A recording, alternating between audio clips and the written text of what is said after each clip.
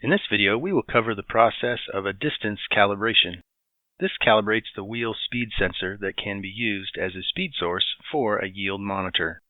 Completing a distance calibration ensures that you have an accurate secondary speed source should you lose GPS signal. On the home screen, tap the Setup app. Select the appropriate combine from the configuration list. Then tap the wrench to get back into the configuration setup menu. Tap Speed Input.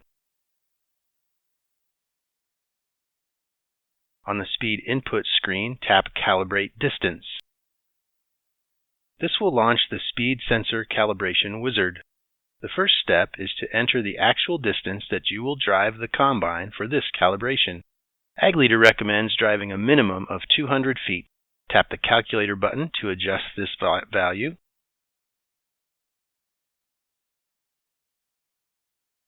Measure off the distance entered in the previous screen, in this case 200 feet.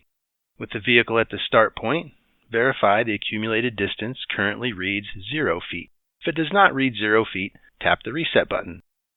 Tap Start and begin driving.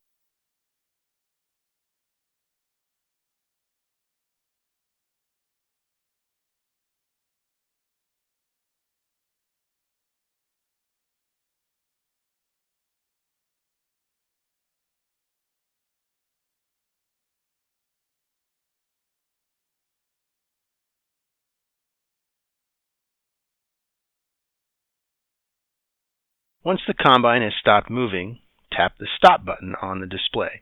Tap the next arrow to proceed. Step 2 of the calibration will display the newly calculated sensor calibration number.